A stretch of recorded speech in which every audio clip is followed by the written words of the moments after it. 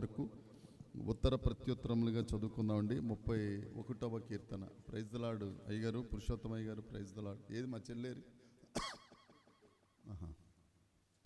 31వ కీర్తన ఉత్తర ప్రత్యుత్తరాలుగా చదువుకుందాం.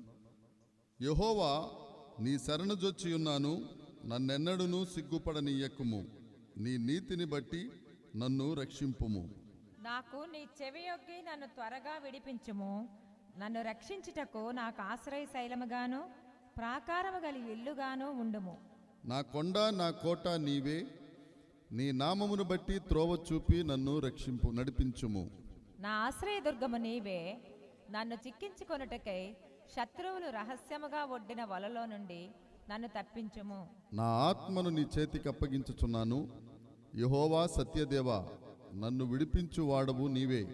నేను యెహోవాను నమ్ముకొని ఉన్నాను. వ్యర్థమైన దేవతలను అనుసరించువారు నాకు అసహ్యులు. నీవు నా బాధను దృష్టించి ఉన్నావు, నా ప్రాణ బాధలను నీవు కనిపెట్టి ఉన్నావు. కావున నీ కృపను బట్టి నేను ఆనందభరితుడనై సంతోషించదను. నీవు శత్రువుల చేత నన్ను చెరపట్టలేదు. విశాల స్థలమున నా పాదములు నిలవబెట్టితివి. యెహోవా, నేను ఇరుకున పడి ఉన్నాను, నన్ను కరుణింపుము. విచారము వలన నా కన్ను క్షీణించుచున్నది, నా ప్రాణము నా దేహము క్షీణించుచున్నది. నా బ్రతుకు దుఃఖముతో వెళ్ళబుచ్చుచున్నాను. నిట్టూర్పులు విడిచుటతో నా ఏండ్లు గతించుచున్నవి. నా దోషములన్నిటిని బట్టి నా బలము తగ్గిపోచున్నది, నా ఎముకలు క్షీణించుచున్నవి. నా శత్రువులందరికీ నేను నిందాస్పదుడనై ఉన్నాను. నా పొరుగు వారికి విచార కారణముగా ఉన్నాను. నా నెలవరులకు బేకరునై ఉన్నాను. వీధిలో నన్ను చూచువారు నా ఎదుట నుండి పారిపోవుదురు. మరణమై స్మరణకు రాకున్నా వాని వలె మరవబడితిని, ఓటికుండ వంటి వాడనైతిని. దేవుడి వాక్యమును మనందరి వినికిడిలో దీవించి ఆశీర్వదించి ఫలభరితము చేయనుగాక. కూర్చుందామండి, కూర్చుందాం. 31వ కీర్తన. పోయిన శుక్రవారం మనం ఏం కీర్తన ధ్యానించామండి?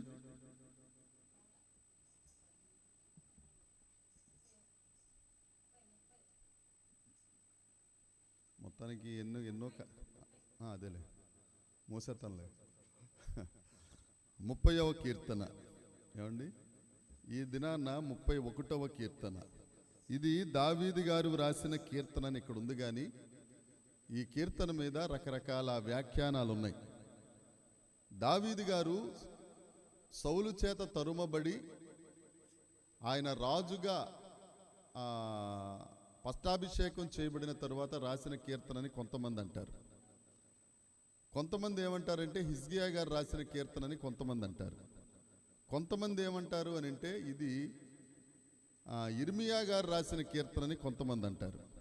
ఏది ఏమైనా 31వ కీర్తన చాలా ప్రాముఖ్యమైన కీర్తన. ఎందుకు అనంటే ఈ కీర్తనలో మనం చదువుకున్న 12 వచనాలలో యేసుక్రీస్తు ప్రభు వారు చెప్పిన ఒక మాట ఈ కీర్తనలో ఉంటుంది. యోనా గారు చెప్పిన మాట ఈ కీర్తనలో ఒకటి ఉంటుంది. ఇర్మియా గారు చెప్పిన మాట ఈ కీర్తనలో ఒకటి ఉంటుంది. అంటే ఈ ముగ్గురు ఈ 31వ కీర్తనలోని కొన్ని మాటలు తీసుకుని వారి బోధల్లో కానీ లేకపోతే వారి ఆఖరి మాటల్లో కానీ ఈ కీర్తనలోని వచనాలు కొన్ని వారు వాడుకున్నారు. కనుక 31వ కీర్తన చాలా ప్రాముఖ్యమైన కీర్తన. అయితే ఈ కీర్తనలోని ఉపోద్ఘాతం చెప్పుకుంటూ వెళ్ళిపోవాలంటే చాలా టైం పడుతుంది, కానీ 1వ వచనాన్ని మనం ధ్యానిద్దాం. 31వ కీర్తన 1వ వచనం. యెహోవా, నీ శరణు జొచ్చి ఉన్నాను, నన్నెన్నడును సిగ్గుపడనీయకుము. నీ నీతిని బట్టి నన్ను రక్షింపుము. 1వ వచనం, 2వ వచనం, 3వ వచనం, ఈ 4 వచనాలు సౌలు గారి చేత తరమబడుతున్నప్పుడు దావీదు రాసిన కీర్తన. ఈయన ఏమన్నాడు అని అంటే, నేను నీ శరణు జొచ్చాను. శరణు జొచ్చడం అంటే ఏంటి? కాళ్ళు పట్టేసుకోవడం. బాబు నువ్వే నాకు దిక్కు, నీవు తప్ప వేరొక దిక్కు నాకు లేదు. 1వ సమూయేలు గ్రంథము 23వ అధ్యాయము 1 నుంచి 13 వరకు చూద్దామండి. 1వ సమూయేలు గ్రంథం 23వ అధ్యాయము 1. నేను చెప్తానండి, అది ఎన్నో వచనాలు చదవాలో. 23వ అధ్యాయం 1వ వచనం చదువుదాం. కెయీలా మీద యుద్ధము చేసి దావీదుకు వినబడెను. అప్పుడు నేను వెళ్ళి హతము చేయుదునా అని యెహోవా యొద్ద, అంటే దేవుడి దగ్గర శరణొచ్చాడు. ప్రభువా, యేసయ్య, పలానా వాళ్ళు మా మీదకి యుద్ధానికి వచ్చారు. మనం ఏం చేస్తాం? ఎవరన్నా వచ్చి దెబ్బలాటకు వచ్చారనుకోండి, ఇప్పుడే వస్తాను అక్కడ ఆగి ప్రార్థన చేసుకొస్తానని చెప్పి అంటావా? చెప్పరే అనా, పొరపాటును కూడాను. వాళ్ళు ఒకటి తిడితే మనం రెండుగా వచ్చేస్తాయి. క్రైస్తవులం కదా, బైబిల్ బాగా చదివి చదివి చదివి వాక్యం వచ్చినా రాకపోయినా తిట్లు మాత్రం వచ్చేస్తాయి. కానీ దావీదు గారు ఏం చేశారు? వాళ్ళు మా మీదకి యుద్ధానికి వస్తున్నారు ప్రభువా, నేను వారి దగ్గరికి వెళ్ళి యుద్ధం చెయ్యాలా వద్దా అని విచారణ చేశాను. తర్వాత 4వ వచనం, మరలా యెహోవా యొద్ద విచారణ చేశాను. ప్రైజ్ ఎన్నోసారి మరలా యుద్ధానికి వెళ్ళాలి. ఇప్పుడు గొడవకు వచ్చారు, ఫోన్లో వెళ్ళి పెద్దోళ్ళ దగ్గరికి వెళ్ళి పర్మిషన్ తీసుకుని గొడవ పడాలా వద్దా అని చెప్పి అంటాం ఒకసారి పద్ధతి. మళ్ళీ సగం దూరం వచ్చి మళ్ళీ ప్రభువా నేను యుద్ధానికి వెళ్ళమంటావు నన్ను అనింటి ఈ లోపల ఆడు చేయాల్సిన పని చేసేస్తాడు. అక్కడ అవునా, చేస్తాడు చేయడండి. మనల్ని చూసి పారిపోయాడురా అని పక్కింటి వాళ్ళు ఎదురింటి వాళ్ళు పిలిచి, తప్పు చేయకపోతే ఎందుకు పారిపోతాడు, నాతో మాట్లాడాలి కదా అని రకరకాల మాటలు చెప్తారు.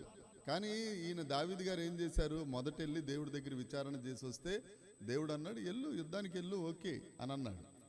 రెండవసారి మళ్ళీ వెళ్ళి ప్రభువా మళ్ళీ యుద్ధం చేయమంటావా వద్దంటావా అని అంటే దేవుడు అన్నాడు మళ్ళీ వెళ్ళమన్నాడు. యుద్ధం చేశాడు. యుద్ధం చేసిన తరువాత సౌలు గారికి ఆ కౌరు వెళ్ళింది. ఏమని? దావీదు గారు వచ్చి కెయిలా పట్టణంలో ఉన్నాడు, పలానా ఊర్లో ఉన్నాడు, నువ్వు వెళ్ళి ఒకవేళ ఆయన మీద దాడి చేస్తే నీకు దొరికేస్తాడు, నువ్వు పట్టుకోవచ్చు రాజా అని కెయిలా వారు చెప్పారు. ఎందుకంటే కెయిలా వారికి సౌలుకి ఒక సంబంధం ఉంది. అది సౌలు గారికి సంబంధించిన ఊరు. అయితే ఆ సౌలు గారికి సంబంధించిన ఊరైనా ఫిలిస్తీన్లు వచ్చి గొడవ పెట్టుకుంటే సౌలు రాలేదు, కానీ ఎవరు వచ్చారు? దావీదు వచ్చాడు. ఒక రకంగా సౌలు దావీదుకి శత్రువు అయితే కెయిలా పట్టణం కూడా దావీదు గారికి శత్రువే. ఎందుకంటే వాళ్ళందరూ బంధువులు కదా, దావీదు గారికి శత్రువే. అయినా కానీ శత్రువు మీదకి యుద్ధానికి వచ్చారని తెలిసిన తరువాత దావీదు గారు వెనక్కి తిరిగి లేకపోతే పర్లేదులే, వాళ్ళు దెబ్బలాడుకుంటారులే, మనకి ఎందుకు వచ్చిందిలే అని అనుకుని ఊరుకోలేదు. ప్రభు దగ్గర విచారణ చేశాడు. విచారణ చేస్తే దేవుడు వెళ్ళమన్నాడు, శత్రువుని ప్రేమించమన్నాడు, వెళ్ళాడు, యుద్ధం చేశాడు, గెలిచాడు. గెలిచి వచ్చిన తరువాత ఈ కెయిలా పట్టణంలో దావీదు గారు ఉన్నారని సౌలు గారి కౌరెల్లంగానే అందరూ చెప్తున్నారు, సౌలు వచ్చేస్తే నిన్ను బంధించేస్తాడు, సౌలు వచ్చేస్తే నిన్ను తీసుకెళ్ళిపోతాడు. అంటే మళ్ళీ ఈయనేం చెయ్యాలి? రాజు వచ్చేస్తున్నాడంటే మనమైతే ఏం చేస్తాం? ఎంత వీరుడైనా శూరుడైనా రాజు వస్తున్నాడు అనేసరికి బాబు పట్టుకుంటాడు, బందీ చేసేస్తాడని పారిపోరా అంటాం అంతే. ఈయనేం చేశాడు చూద్దాం. 11వ వచనం.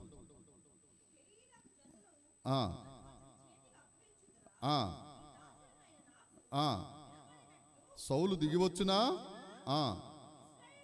ఇశ్రాయేలీల దేవా యెహోవా దానిని తెలియజేయుమని. ఏమండి, ఇవేవి మనకు లేని అలవాట్లు. దెబ్బలాటకొస్తే మన దేవుడి దగ్గర ప్రార్థన చెయ్యం, కన్ఫర్మేషన్ ఉండదు. ఒకవేళ శత్రువు కాబట్టి సహాయం చేసినా ఇంకా పెద్దోళ్ళు ఎవరైనా మన మీదకి వచ్చి మనల్ని బంధిస్తారని తెలిస్తే అస్సలు ప్రార్థన చెయ్యము. కానీ దావీదు గారు ఏం చేశారు? అక్కడ దయచేసి నీ దాసుడినైనా నాకు దానిని తెలియచేయుమని ప్రార్థన చెయ్యగా అయిపోయింది. మరలా 12వ వచనం చదువుదాం. కెయీలా జనులు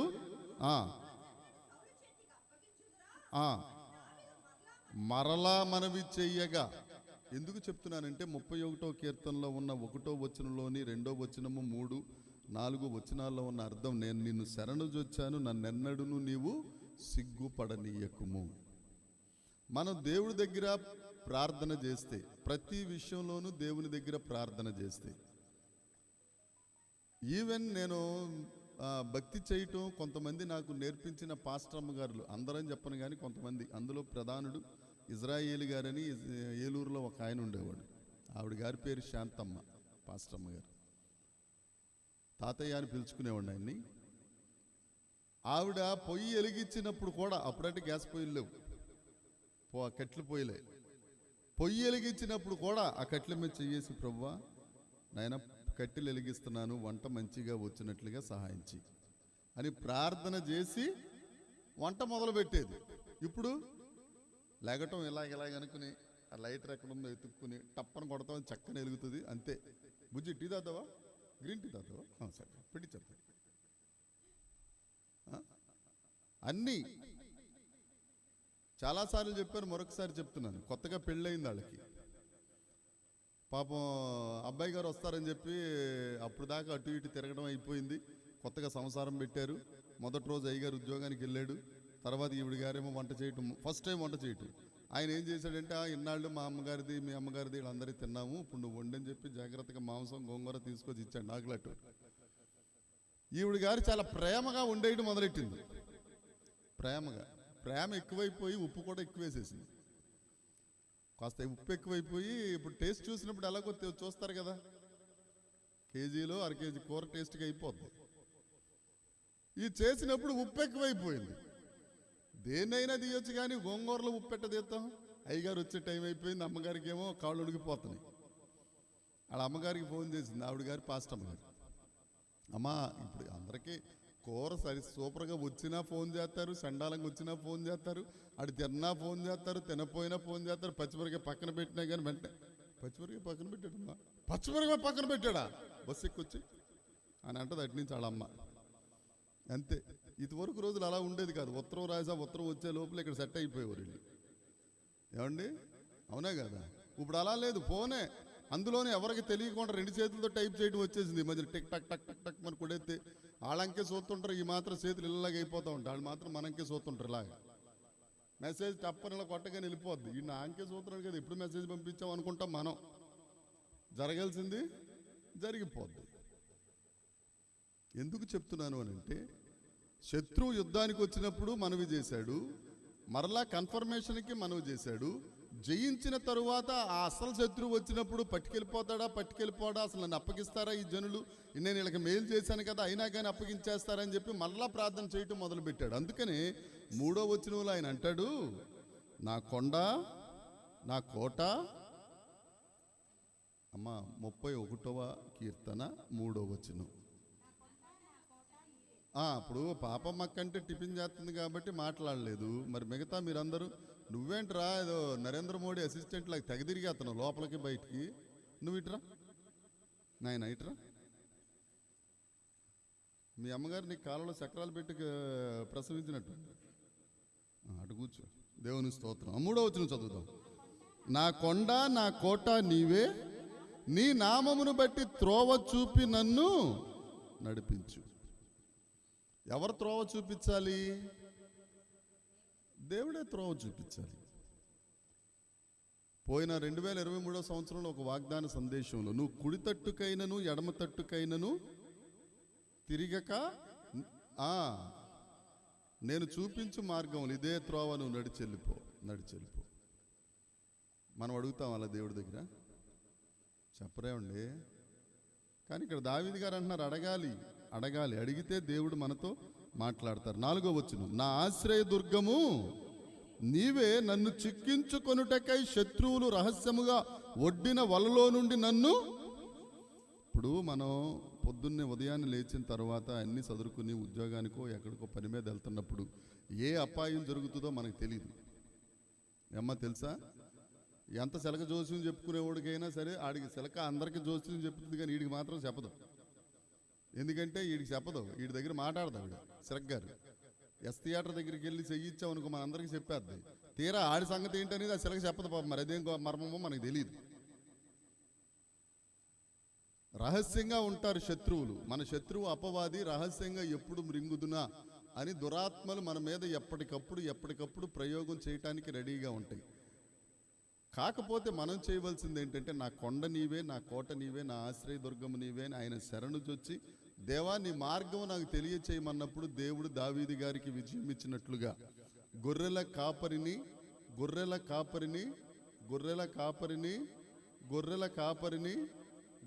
కాపరిని మనుష్యుల కాపరిగా చేసినట్టుగా మనల్ని కూడా దేవుడు సహాయము చేయునుగాక.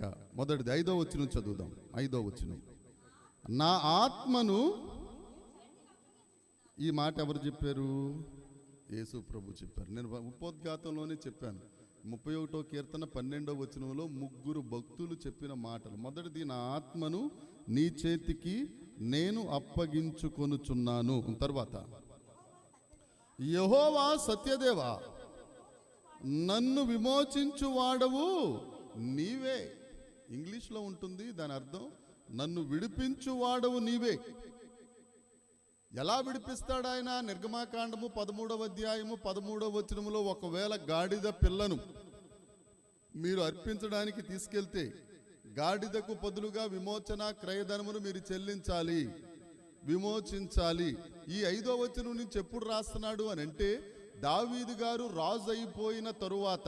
ఎక్కడ రాజు అయ్యారు? మొట్టమొదట ఆయన బెయేర్షెబాకు యెరూషలేముకు మధ్యన ఉన్న హెబ్రోనులో రాజు అయ్యాడు. ఎక్కడండి? హెబ్రోను అనగానేమి? సహవాసము. సహవాసం. ఎక్కడ రాజు అయ్యాడినా? సహవాసంలో రాజు అయ్యాడు. ఎవరితో సహవాసము? రాజుతో సహవాసము. నువ్వు రాజుతో సహవాసము చేసినప్పుడు నీవు కూడా రాజు అవుదువుగాక. దేవునికి స్తోత్రం. ఇప్పుడు వార్డినమ్మ గారితో మా ఆవిడ గారు తిరుగుతున్నారు అనుకోండి. తిరగటం అంటే ఇద్దరు కలిసి అటు ఇటు బజార్ కట్టి ఇటు వెళ్తున్నారు. అక్కడున్న జీవ, తర్వాత ఆవిడ వంట ఉండే ఆవిడ పేరేంటమ్మా, సుశీలమ్మ, ఇలా వార్డిని గారితో వచ్చేవాడురా. వార్డిని గారి ఫ్రెండ్. మాటకు ముందు వార్డిను, మాటకు వెనకాల వార్డిను. వసదా రాదా? ఇప్పుడు హెబ్రోన్లో రాజుతో సహవాసం చేస్తున్నారు దావీదు గారు. ఈయన ఏం చేశాడు? దేవుడు చేశాడు. ఇప్పుడు మనం కూడా ఇది రాజుతో సహవాసం చేస్తే మనం కూడా ఏమైపోతాం? రాజులు. ఇప్పుడు అలాగే జాగ్రత్తగా అటేపో ఇద్దరు, ఇటేపో ఈవిడ, కింద ఆవిడ తెల్ల వస్త్రాలు వేసుకుని, ధవళ వస్త్రములు అంటారు అట్ని, ధవళ వస్త్రములు చేసుకుని కిరీటం లేని రాణుల్లా కూర్చుని ఉన్నారు. దేవునికి స్తోత్రం. ఒకప్పుడు ఇస్తాడు దేవుడు కిరీటం. ఆ దయా కిరీటమును దేవుడు మీ అందరికీ దయింపజేయును గాక. ఎక్కడ వేసుకున్నాడండి ఈయన? రాజ్యం ఎక్కడి నుంచి మొదలు పెట్టాడు? బెయేర్షెబాకు.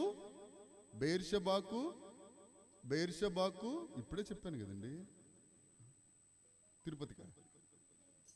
బెయేర్షెబాకు యెరూషలేముకు మధ్యన సియోనులు సింహాసనం వేసుకున్నాడు. అది సహవాసం అని అర్థం. ఈ హెబ్రోను ఎవరెవరికి సంబంధించింది? మొట్టమొదట హెబ్రోన్లోనే దావీదు గారు ఎందుకు ఆ రాజధానిగా పెట్టుకోవలసి వచ్చింది అని అంటే, అబ్రహాం గారు కొన్నాడు ఈ స్థలాన్ని. ఎవరు? ఎప్పుడు కొన్నారు? శారమ్మ గారు ప్రభువునందు నిద్రించిన తరువాత అబ్రహాం గారు కొన్నారు. అది ఇస్సాక్ గారికి వారసత్వంగా వచ్చింది. అది అక్కడి నుంచి యాకోబు గారికి వారసత్వంగా వచ్చింది.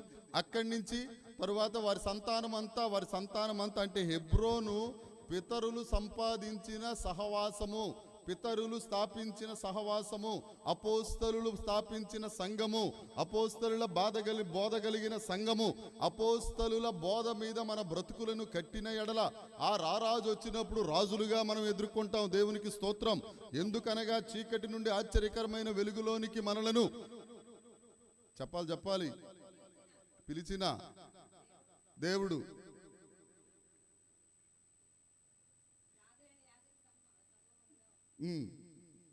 కొత్త బైబిలు మంజులమ్మ గారు రాస్తున్నారు. రాజు ఆవిడకి ఏముందంటే అక్కగారి కోపం వచ్చేదండి. మీ అందరికి ఒక సీక్రెట్ చెప్తున్నాను. మీరు మంజులమ్మ గారిని ఏమన్నా అనే ముందు వాళ్ళ అక్కగారిని చూస్తున్నప్పుడు ఓయ్ అని అనాలి. నాకు బాగా అనుభవం. మేము చీకట్లోంచి వెలుగులోకి వస్తున్నాం ఇప్పుడే. దేవునికి స్తోత్రం. మనం రాజులైన యాజక సమూహము కాబట్టి ఆ రారాజు వచ్చినప్పుడు మనం రాజులుగా ఎదుర్కొంటాం. దేవునికి స్తోత్రం కలుగునుగాక. హల్లెలూయా. తర్వాత 6వ వచనం, నేను యెహోవాను నమ్ముకొని ఉన్నాను, వ్యర్థమైన దేవతలను అనుసరించువారు నాకు అసహ్యులు. మొదటి మాట, నా ఆత్మను నీ చేతికి అప్పగించుచున్నానని యేసుప్రభు అంటే, ఈ మాట యోనా గారు అన్నారు. యోనా గ్రంథము 2వ అధ్యాయము 8వ వచనం. యోనా గ్రంథం ఇంగ్లీష్ బైబిలా తెలుగు బైబిలా? తెలుగు. తీయైతే యోనా 2వ అధ్యాయం 8వ వచనం. నీ బైబిల్ ఏదమ్మా? తీయమ్మతి. 2వ అధ్యాయం 8వ వచనం అండి. లక్ష్యముంచువారు తన కృపాధారమును విసర్జించుకునేవారు, వారు వ్యర్థమైన దేవతల యందు లక్ష్యముంచువారు తన కృపాధారమైన దానిని ఏం చేసేవారట? విసర్జించువారు. కాబట్టి ఇక్కడ ఏమంటాడు? వ్యర్థమైన దేవతలను అనుసరించువారు నాకు అసహ్యులు. ఎందుకు అసహ్యులు?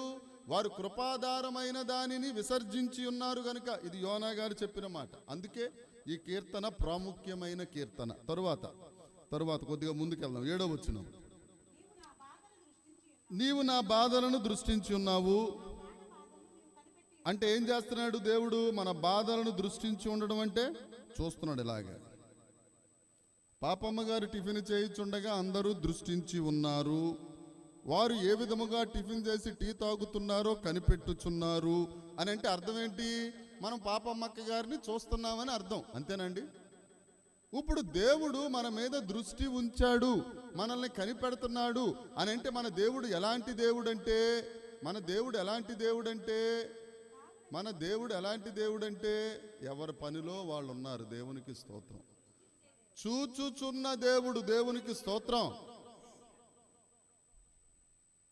ఆవిడ చేసే పని ఆవిడ చేసేసి చూచు హల్లెలూయా రక్తం చేయం. దేవునికి స్తోత్రం. తర్వాత కావున దేవునికి స్తోత్రం. మన అదేనమ్మా అది మరొక దాంట్లోకి వస్తుంది. 8వ వచనం. కావున నీ కృపను బట్టి నేను ఆనందభరితుడనై. ఆయన మనల్ని చూస్తున్న దేవుడు. అంతేకాదు మన ఎడల దయగలిగిన దేవుడు. ఎవరు చెప్తున్నారు ఈ మాట? దావీదు గారు చెప్తున్నారు. దావీదు గారు ఈ మాటలు చెప్పడానికి కారణం ఏంటి? 3వ వచనం 4వ వచనం. నా కొండ నీవే, నా కోట నీవే, నా ఆశ్రయదుర్గము నీవే, నా సమస్తము నీవే, నా దిక్కు నీవే. అందరూ నన్ను విడిచిపెట్టినా నన్ను విడువని ఎడబాయని గొప్ప దేవుడవు నీవే. ప్రాణం ఇచ్చిన తల్లి నన్ను విడిచెళ్ళిపోతుంది, కట్టుకున్న భర్త ఇడిచెళ్ళిపోతాడు, గర్భాన పుట్టిన పిల్లలు ఇడిచెళ్ళిపోతారు. ఏది ఏమైనా చివరికి సింగిల్ ఇడ్లీయే. ఎంతమంది పిల్లలన్నా ఉండనివ్వండి, సింగిల్ ఇడ్లీయే. ఆ సింగిల్ ఇడ్లీ అవ్వకముందే మనం ఏం చెయ్యాలి? ప్రభువా వీళ్ళందరూ ఉత్తుతోళ్ళయ్యా, నా కొండవు నీవే, నా కోటవు నీవే, నా ఆశ్రయ దుర్గానివి నీవే, చూచుచున్న దేవుడవు నీవే, దయగలిగిన దేవుడవు నీవే. దేవునికి స్తోత్రం. 8వ వచనం చదువుదాం. నీవు శత్రువుల చేత నన్ను చెరపట్టలేదు, విశాల స్థలమున నా పాదములు. చాలు మళ్ళీ 9వ వచనంలోకి వెళ్ళిపోతున్నాం. శత్రువులు నన్ను చెరపట్టనివ్వకుండా చేశారంటే అర్థం ఏంటి? శత్రువుల కంటే బలమైన దేవుడు, అధికారం కలిగిన దేవుడు మన దేవుడు.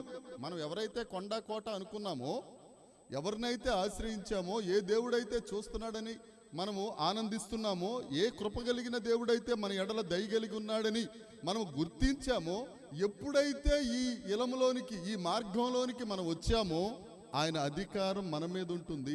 ఆయన అధికారం మన మీద ఉండుట కంటే మరెక్కువగా మన శత్రువుల మీద ఉంటుంది. దేవునికి స్తోత్రం.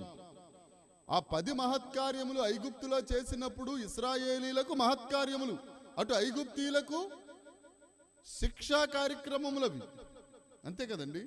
దేవుడు మనకు అధికారం చూపించి, మనకు దయ చూపించి, మనల్ని చూసి, మనల్ని కొండగా కోటగా దాగుచోటుగా ఆయన ఉన్నప్పుడు శత్రువు మనల్ని అక్కడ ముట్టలేడు. దేవునికి స్తోత్రం. 9వ వచనం చదువుదాం. అమ్మ అప్పుడు 1 నుంచి 4 వరకు సౌలు గారి దగ్గర నుంచి విడిపించటం గురించి ఉంది. 4వ వచనం వరకు. 5వ వచనం నుంచి 8వ వచనం వరకు ఆయన రాజైన సందర్భం. 9వ వచనంలో అయ్యగారు పాపంలో పడిపోయాడు. అందుకే అక్కడ ఉంటుంది చూడండి. 9వ వచనం. యెహోవా నేను ఇరుకున పడి ఉన్నాను, నన్ను కరుణింపుము, విచారము వలన నా కన్ను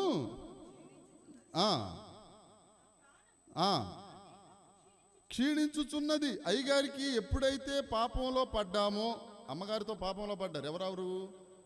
బెత్షెబా అమ్మగారు పాపంలో పడ్డారు. పాపం వలన ఏమొస్తుంది? మరణం శివరాఖరి స్టెప్. ఈ మధ్యలో కొన్ని ఉన్నాయి. దుఃఖం వస్తుంది. పాపం చేసినప్పుడు పాపం బ్రహ్మాండంగా కనపడుతుంది, రమ్యముగా కనపడిందంట అమ్మగారికి. ఏ అమ్మగారికి?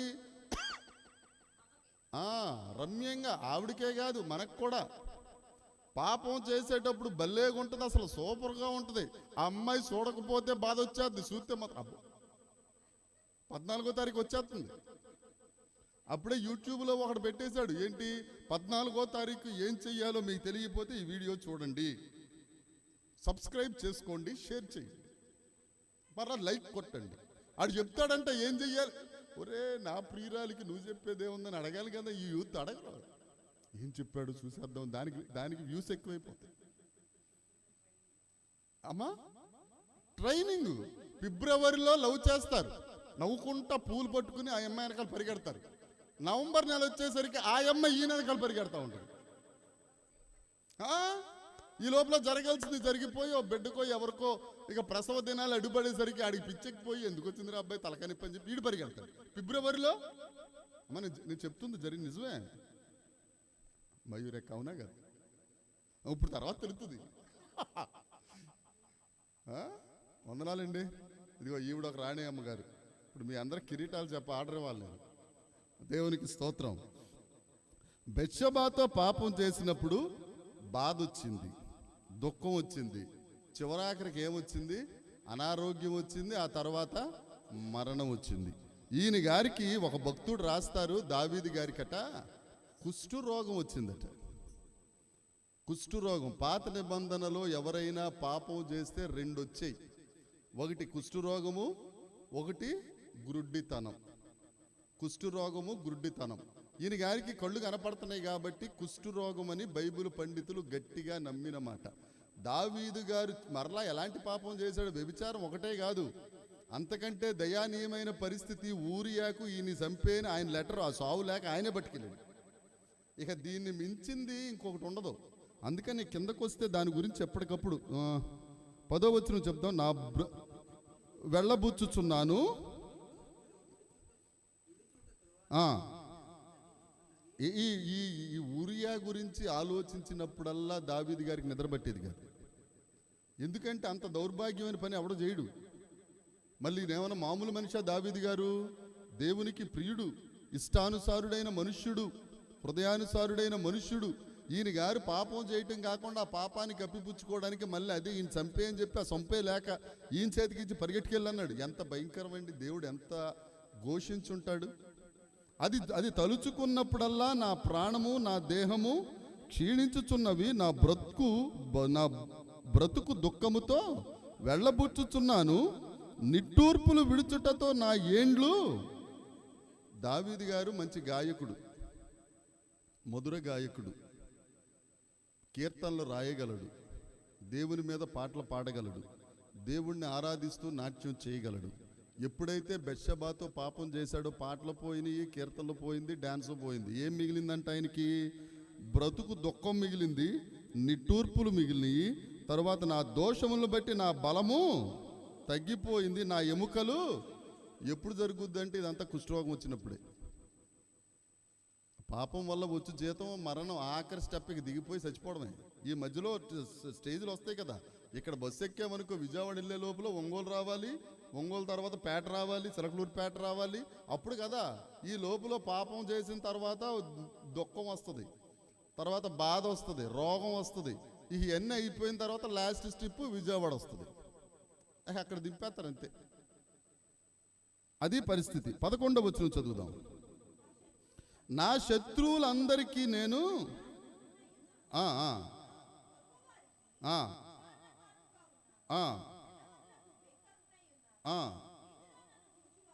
నా ఎదుట నుండి పారిపోదురు. ఎందుకు పారిపోరు? కుష్ఠరోగం వస్తున్నప్పుడు ఏమైపోయేవారు జనాలు?